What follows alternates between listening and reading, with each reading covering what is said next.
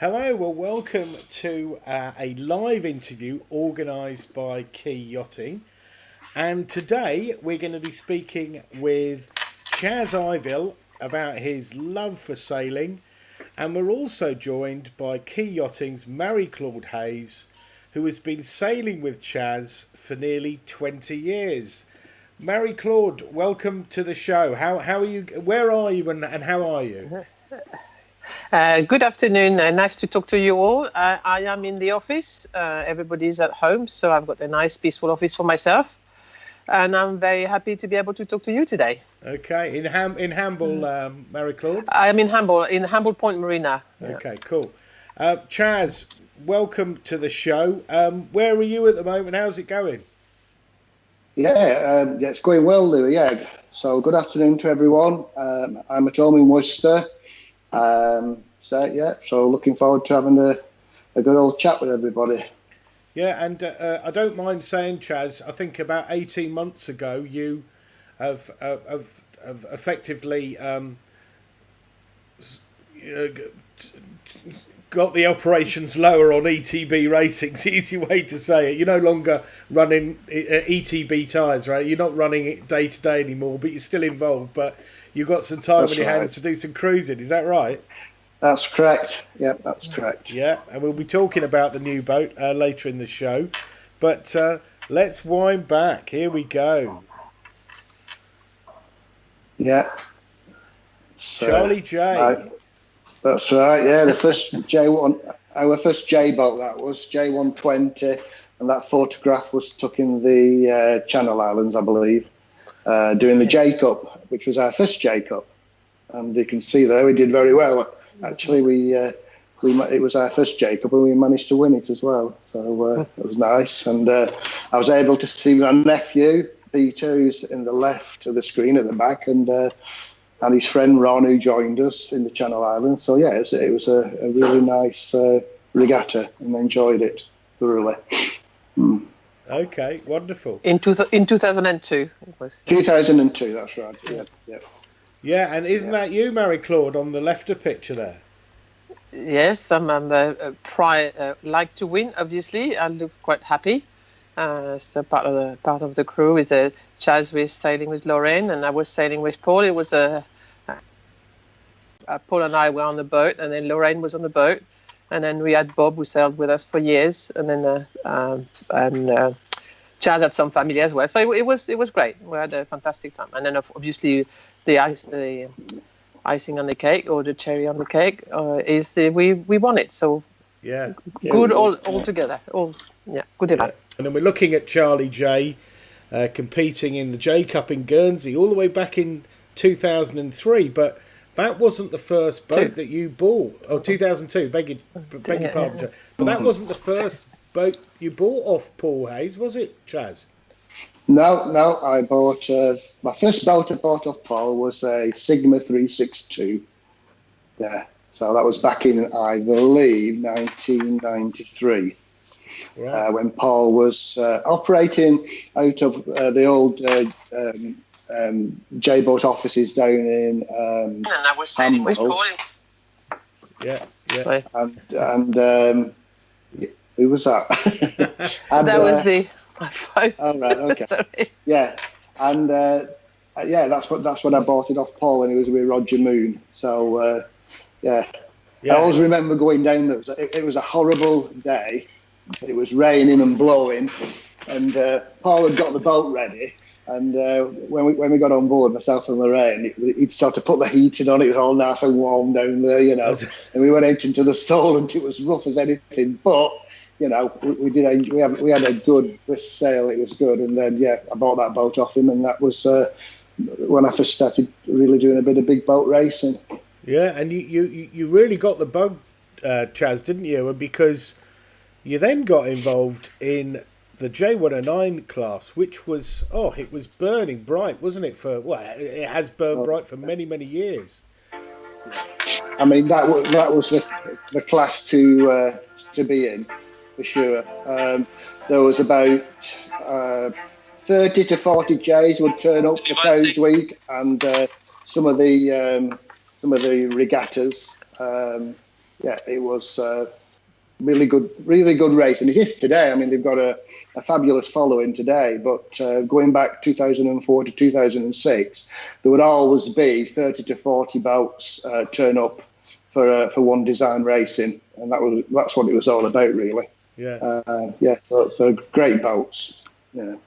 Yeah, cracking stuff. I remember one J Cup, you had Paul Hayes on the boat, and I think he might have put you on the Brambles Bank. He did. Yeah. No, I can't believe that. He did, let me see. Trust me, he did. Because we were I remember it vividly. We were racing. There's about 3 or 4 other Jays following us or with us, and I said to Paul, "Are we okay? Are we okay across the bank?" And he goes, "Oh yeah." He said, "They wouldn't have started the race where they did if it weren't okay." He said, "It'll be fine." And then about a few seconds later, bump. And I looked behind me, then bump. There was sort of 3 or 4 of us. Cause they must have thought if Paul and Chaz are going across, it must be okay. And tell us the next day. We are all day, parked up on the bank. And the next day, Chaz, when you went down to the boat after that, what was on your bowsprit? Remind me, Louis. Go on. It was a kid's bucket and spade, I remember. Oh, that's right. Yes. That's lovely. Yeah, great fun, the J Cup, but we'll move on. And here's you having a lot more fun, but this was one hell of a season for you. This is the 2007 RORC offshore season, and that picture there is taken at the end of the 2007 Fastnet, isn't it, Chaz? It is, yes. Yeah. You can see Lenny on the back there with his computer, and Jonathan. And you're all smiling. You're all smiling there. But 2007, that was a tough race, wasn't it? It was a heck of a tough race. It was, yeah. It was delayed for 24 hours, which was a good decision by RORC because it gives some of the boats or the less experienced crews the option to safely, retire from the race should they wish, which a lot of them did because it was really, some rough seas and big winds and so that was only about 60 boats finished. Lou. Yeah, it was. I'll tell you exactly because I looked it up. It was 67 boats finished. 271 started that race, and only 67 boats finished the race. And you were 5th overall and 2nd in IRC 0 behind Jerry Trentaso. I mean, that's a hell of a performance. Amazing performance. Right. I mean, I was saying to Marie-Claude, I think that might be one of the best performances by a J boat in the Fastnet. What do you think, Marie-Claude? Well, we had some wins in 200s, on like the 105 won 200 a few years after that. But the J133 still wins in the Fastnet today. Yeah, it's still by French crew, but they're still a very good IRC boat and performs really well, upwind and downwind, and then big and stable. Yeah. So it's still a popular boat for offshore racing. Yeah. We had. Coming back from the Fastnet, we had some amazing sailing. I mean, every guy who was on that boat was probably the best sailing they've ever had. I mean, we were hitting 20 knots and 23 knots on the surfs. And I remember getting walked up when I was off watch at night, and a bit of the lads sort of cheering, and I think Scott Dawson at 26.3 knots down a wave.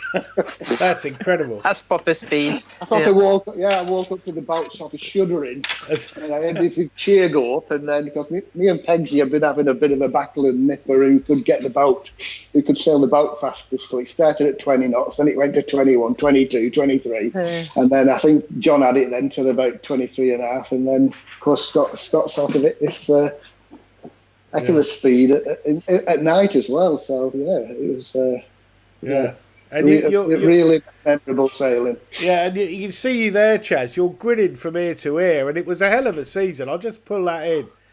It was a hell of a season because you won the RORC Seasons Points Championship that year overall in a Fastnet That's year, right. and that is not easy to do. A fantastic season for you and the team on JB3. We had a superb team. We really did have a good team on that boat. And I think everybody who sailed in the campaign, most of them guys on the boat there did most of the races. I think there's eight out of the sort of 11, 12 of us who did every race, and then there was 3 or 4 who did, 4 or 5 of the races. But no, it was a good team effort, and very pleased about that. I'll never forget that. Yeah. I remember Timmy Mills getting interviewed. I think it might have been before the race, and I think it was the BBC or somebody. It was a full on interview, and this chap said to him, he said, "How long have you been offshore racing?" And he said, "Oh, about 20 years or something." And then the interviewer, he popped the question. It was what he was really after, and he says, and what makes you come back year after year after year to me? And he said, because there's something wrong with me, he said. That's right. He did. I think there's something wrong with my head. I remember that. Yeah, no, very, very, very happy crew. And you can see they're all really happy there, all big grins after a tough race. And then this isn't quite in the time sequence, but I think that you were doing a lot of racing inshore, and this is the team on just like that, the J97, isn't it, Chaz? That's it, just like that. Yeah, that's it. And that's again a class win at the J Cup, isn't it? It was, yes. That's right. National championship, yeah. Yeah. Yeah, it was. Yeah. You've done a few J Cups, Chaz, haven't you? Not as many as MC, but you've done a few. Not as J many as Cups, MC. No. I think you only missed a couple. Yes. It's not much difference, really. Yeah. The only times I've missed them is when I've been, sailing elsewhere, if you like, or on holiday. Yeah. Or sailing on the Grand Soleil. Yeah. I think sailing on the Grand Soleil. Yeah, that's right. So anybody watching this who's never been to a J Cup, what's it like, Chaz? The J Cup, it's great. Yeah, it's really good. Normally attracts about 400 sailors, 60 to 70 boats, sometimes more. Mm-hmm. It's really, really good sailing. We normally have 2 races on a Thursday afternoon, and then I think it's normally about 4 races on Friday and Saturday. And then we have a fabulous party to finish the regatta off on the Saturday evening, and prize giving. Yeah, the band and everything. And with a band, it's really good. Yeah, and obviously things are a bit up in the air at the moment, MC. But we're trying to nail down a date for the Lansell Tyres J Cup this year, aren't we? Yeah, we're waiting to hear what's going to be said on Sunday by the government. But it's very likely the July J Cup is going to be postponed in the first stage to the first weekend in September. Okay. Yeah, that's not keep official. Keep your ears but, to the ground. Yeah, not it's official. Official. It will be. We'll put an announcement on early next week. Okay.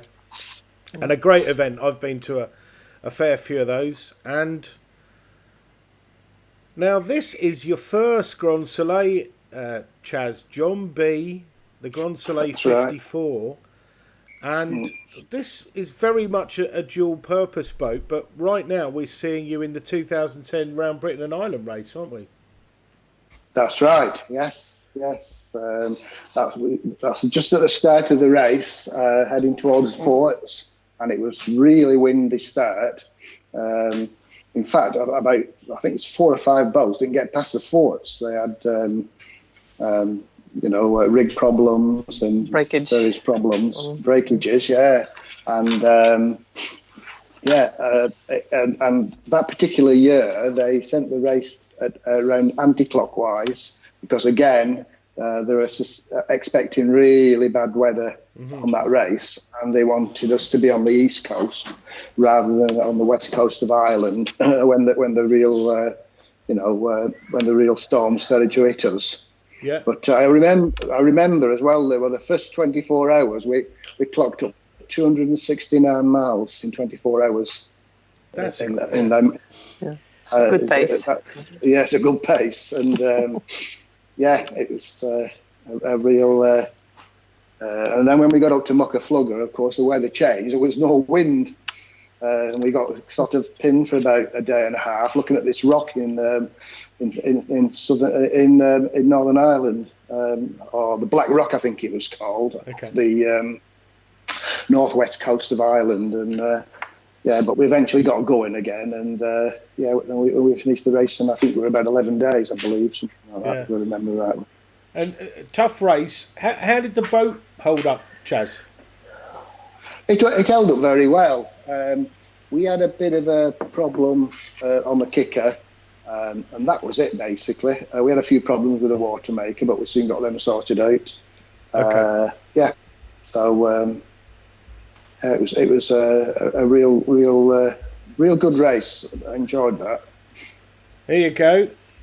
Old Sean's obviously seen the script. There's Spud Murphy. Ask about the kicker, he's saying. Was Spud on the boat, was he? About the kicker. Yeah, Spud was on the boat. Spud were doing the nav tax. Did a great job. Done quite a few races. And in actual fact, on that boat, me and Spud did a double-handed race, would you believe, to St. Malo. Just me and Sean, and I believe, if I remember rightly,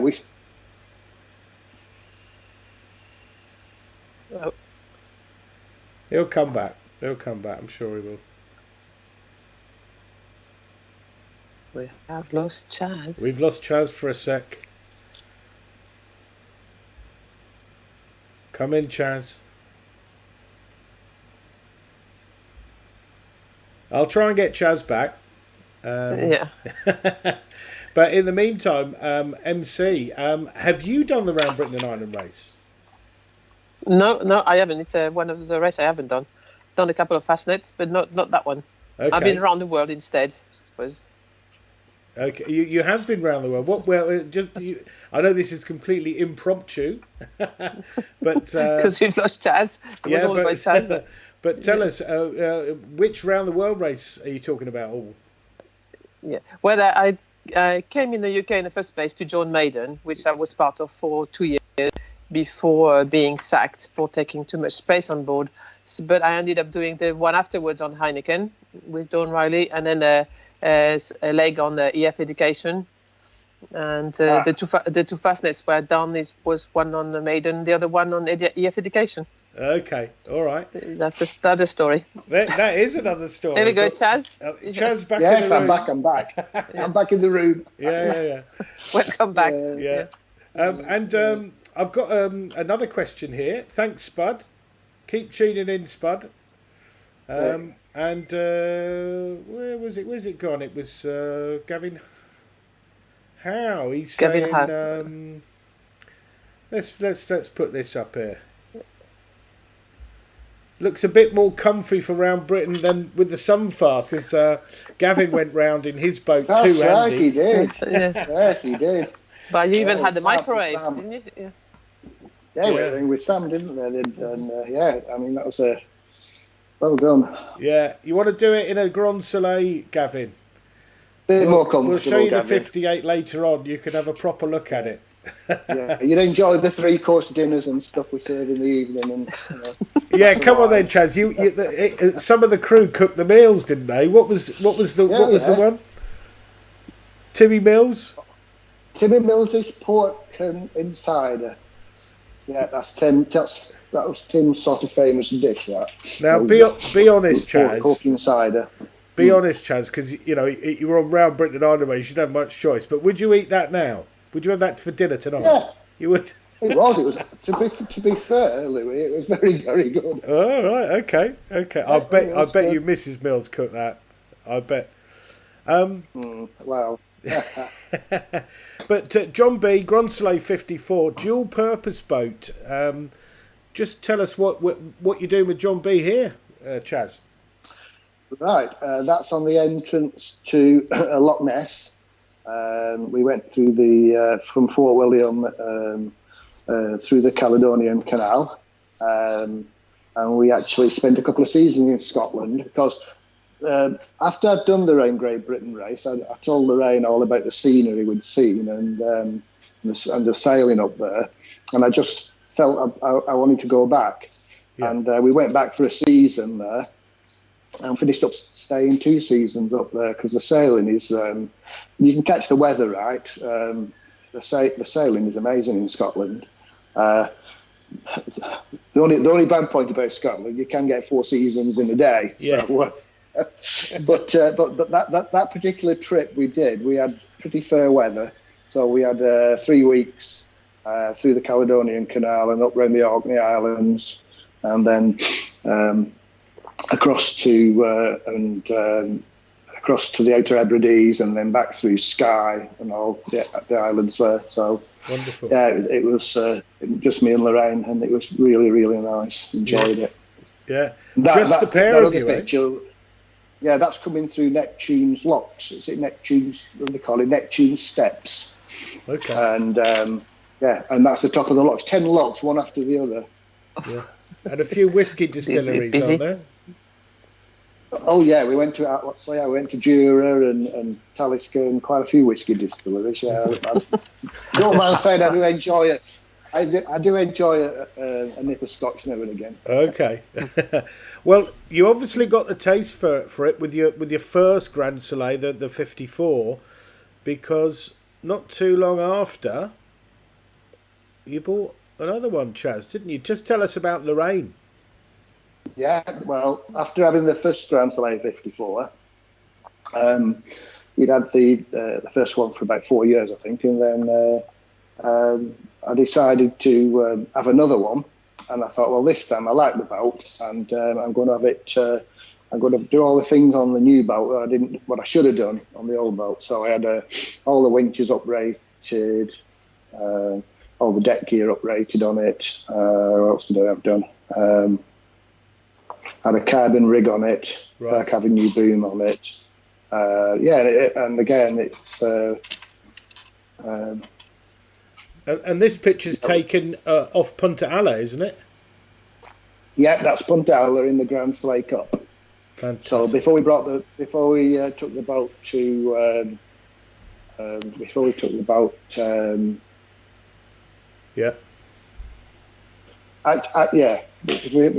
boat,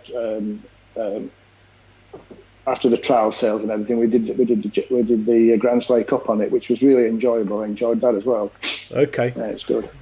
We've had a question from Adrian Gray, but I'm going to wait before I put that one up on the screen because we've already had a chat about this, Chaz, haven't we? But anyway, Lorraine, the Grand Soleil 54. And for those of you that have never been to the Grand Harbour in Malta, that's the start of the Rolex Middle Sea Race, Chaz. You like that photo, don't you?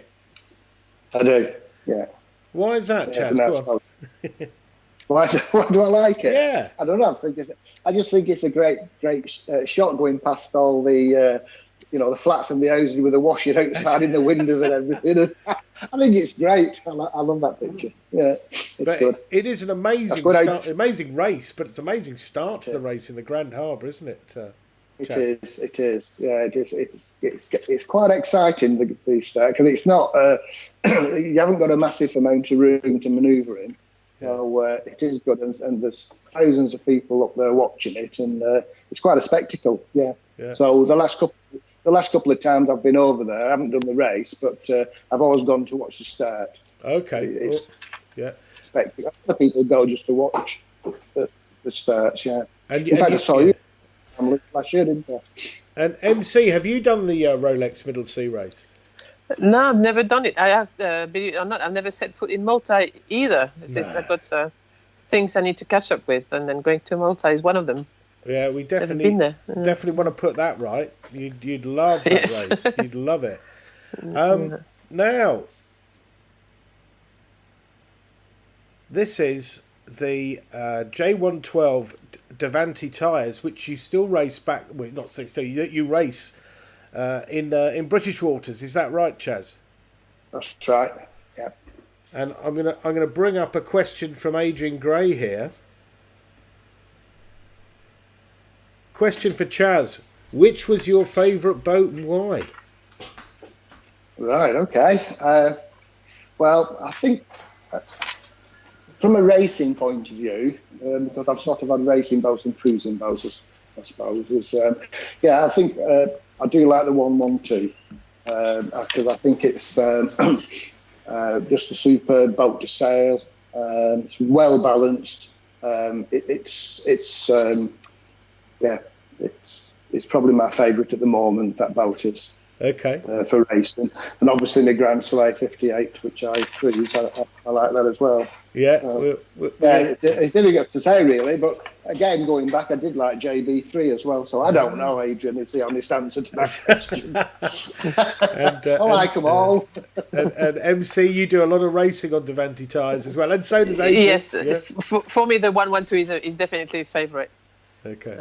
And we've been able to, and one of the reasons why we managed to win the WOC, the Women Open Keelboat Championship, on Davanti tyres after finishing second on many different boats, like for the 5 or 6 years prior. So that's Davanti has definitely got a big lot of brownie points for me. Okay. It's the you won the ladies keelboat, didn't you? We won it quite. I know we were battling against J122s and J111s, and then finally with the 112 we managed to beat everybody else. So we were well happy. I think you called yourself the Davanti Dream Team, if I remember. Okay. Yes, the Dream Team, because it was a Kirsty Apthorpe Trim J Dream crew and the Davanti crew mixed together to have just 12 girls on board. Okay, cool. Here we go, Chaz. I've got to put this on the broadcast or I'll get in trouble. It's Uncle Chazzy, apparently. Oh, it's Caroline, yeah. Hello, Caroline. Yeah, well, Caroline did the first probably half a dozen races on JB3 with us as well. For a long time, yeah.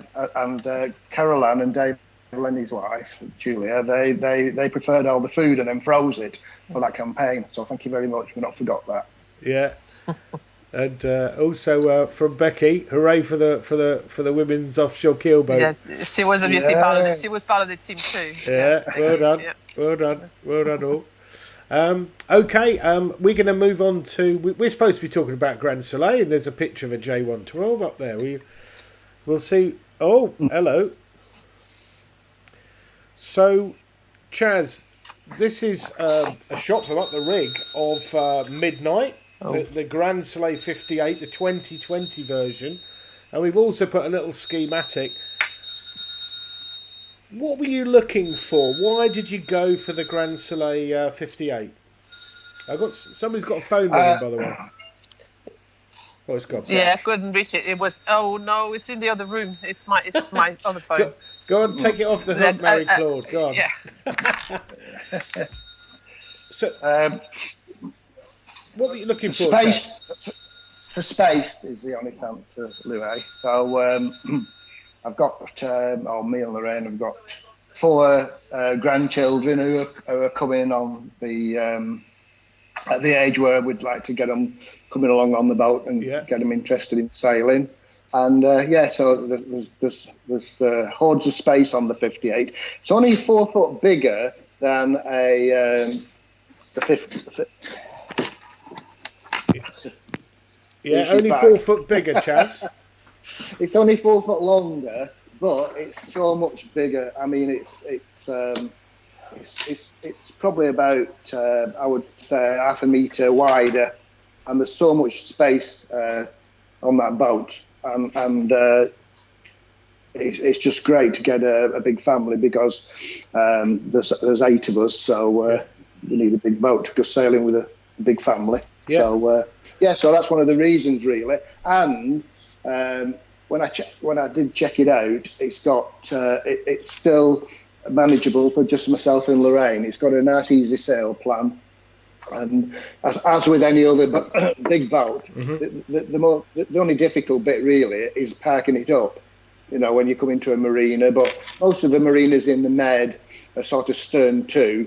And if you call the harbour officers, you're on your way in, and they'll usually come out in a ribbon meet you and help you to park up anyway. Right. So, but it's the volume really, and the space, and it does sail beautifully. That boat does. And we're talking. This is a very new purchase. MC, perhaps you can help on that. When was the boat commissioned? It was commissioned last August. Okay. Was July last year. So it was it's one of the early ones. And this is the 2020 version. And Chaz was talking about the additional space, and here's a schematic of the main saloon. And this is, to me, you could live aboard this boat for a very extended period, can't you, Chaz? You could, yeah, you could.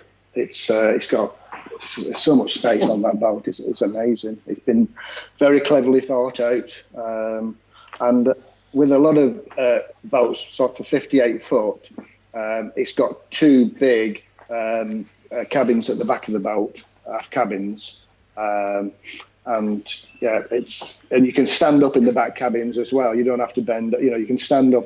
It's a nice, comfortable boat. If you wanted three couples to go for a long, passage comfortably. Yeah. And we've got one shot. This is. Yeah, that's the owner's cabin bedroom. Yeah, with a seating area as well. You got it really is ample. So how do you use the boat, Chaz? Who has which cabin? Yeah. Well, I get thrown in the back cabin if I start snoring, I guess. Okay. Yeah. No. Yeah. So yeah. But yeah, you chuck all the grandchildren in one, do you? Yeah, that's it. Yeah. Yeah. All the grandchildren can go in the one bed, and yeah. Yeah. Okay. It's big enough. It's big enough for them all. Right. Well, we've got a nice shot here of Midnight, which allows us to highlight some of the features on deck. And you've already talked about the stern too, but it's great to have a passerelle like that, isn't it, Chaz? It is, yeah. That's a nice feature on the boat, and obviously, when you're ready to go, you just press a button, and then it just it goes in nice and neatly, and a little flap drops down, and off you go. And another good thing about the Grand Soleil, I think if you're going to consider sailing in the Mediterranean, then most of the moorings in the Mediterranean, in fact virtually all of them, are stern to moorings. And as you can see on the back of when we come into moor up, Lorraine gets the lines on the back, or gets the lines ready, and she just passes them to the guy on the shore while I'm on the helm and I've got control. Whereas if you have a centre cockpit boat, then the skipper's got to jump out of that and try to run to the back of the boat, and it's just really been thought out well. Yeah. It's really practical. And MC, we've got the winches very close to the helm position for that short-handed ability. Is that right? Yes, and they're all electric as well, so it's easy to trim from the helm, and then from the cockpit you can trim everything aft. You don't need to go forward to do anything. So it's all very handy, all in the cockpit. You can have a cup of tea or be helming, and then be next to all the lines and the winches. It's really easy to use. Yeah, it's well thought of. Yeah, and for me, what's good as well, if you've got children or perhaps people who aren't that savvy on boats, they're well away from that seating area, near the companionway. So the chances of them putting a hand in there or whatever, you've got a metre or two before you're getting into a winch. That's a good idea, isn't it? Yeah, you can sit the family well up out the way from where the people are, sailing the boat. Yeah, it's good. You haven't got any main sheets are going to, fly across and catch you. Or good point. That's the thing when you've got young family on board. You've got to be careful, obviously, of anybody getting injured. So yeah, but it's well thought out. But on the boat that size, the loads are quite big. Yes, I can imagine.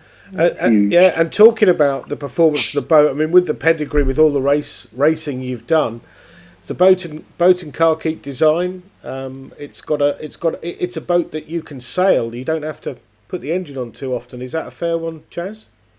Yeah. We sailed the boat virtually all the way back from Genoa, back to Malta when it was launched. We only sort of had the engine on briefly, basically coming through the Messina Straits when we just had flat water. There's no wind there, so we had to put the engine on. But most of the best sail we actually had was from Naples down to Stromboli in the Aeolian Islands, and I think it was about 150, 160 miles, and we sailed all the way through the night as well. Code zero up. Yeah, it was good. Yeah, made a good time as well. Yeah, it's good. Yeah, well, you said you'd want to go sailing with your family and friends. We've got a little short video which you took on board, and this is midnight on the way up to the Aeolian Islands. There isn't any commentary on this, Chaz and MC, so feel free to tell me to stop or to talk over the video. Here we go.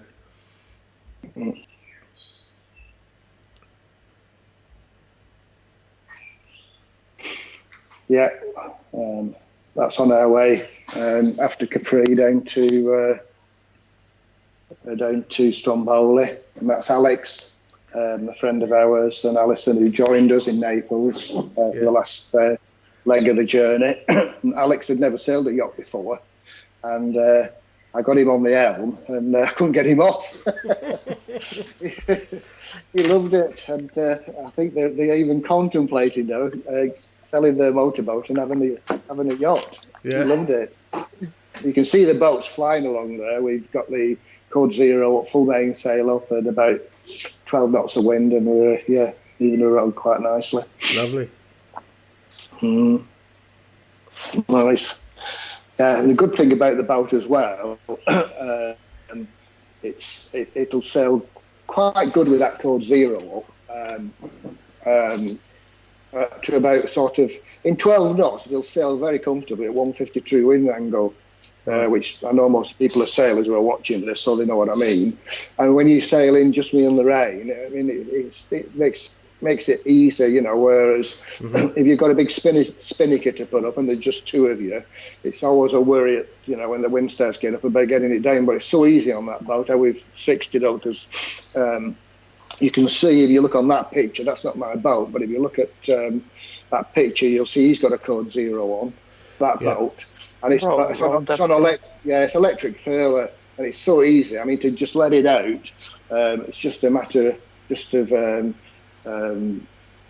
pulling the furler and out it goes. And when you want to put it back in, you just put it around the electric winch, press your foot on the deck, and just let it go, and it just goes whoosh, and within about 15 seconds, it's away. Right. And you've got, as you say, a great wind angle and wind strength for the Code Zero. But with the inner forestay set up, if you do get in a squall or the wind picks up, as you say, you can whip that Code Zero away and you're still under control, Chaz. Is that how it works? Yes, you are. Yeah.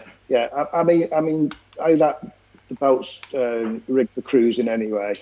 I mean, basically, the wind goes to 20 knots, then you obviously put a reef in, and then if the wind goes to 25 knots, you put another reef in, and then you wouldn't start really thinking about it's only a small jib on the cruising version anyway, so you wouldn't think about having to wind any jib in till about 30 knots, I guess, something like that. Yeah. I've not sailed it in 30 knots yet, but we have sailed it in 25 knots of wind, and we just had it one reef in, basically, in a full jib.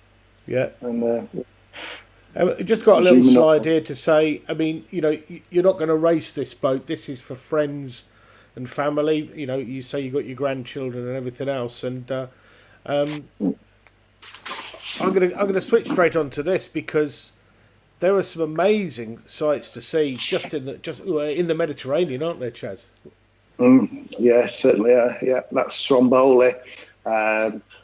We must have been a good 40 miles from Stromboli, and Alison said to me, what's that red light in the sky? And I just couldn't work it out. I was thinking, or orange light, and I was looking around and I thought it must be a bit of a storm, Alison, or something. I said, I said Stromboli we're heading for, but we can't possibly see Stromboli from this distance. But that's what it was. It was lighting the sky up, and we could see that 40 miles before we got to it, sort of 8, 9 o'clock at night. And then we eventually got there about 3 or 4 o'clock in the morning. So, and what a sight. Yeah. I mean, to see a live volcano at 3 o'clock in the morning was amazing. Well, I think you've got some crew that'd like to join you, Chaz. Or come back. You've been away for all these years. Yes. Yeah, they're cool. Yeah. Let us know when you come back to the UK, Caroline. Yeah. I'm not on commission, Carolyn, but I think you're in the frame. I think you're in the frame. Put it that way. Yeah, wonderful. Well, it's been cracking having you on the show, and we've got a little video to play out with. But this is a good moment for MC. Would you like to say something to everybody at home?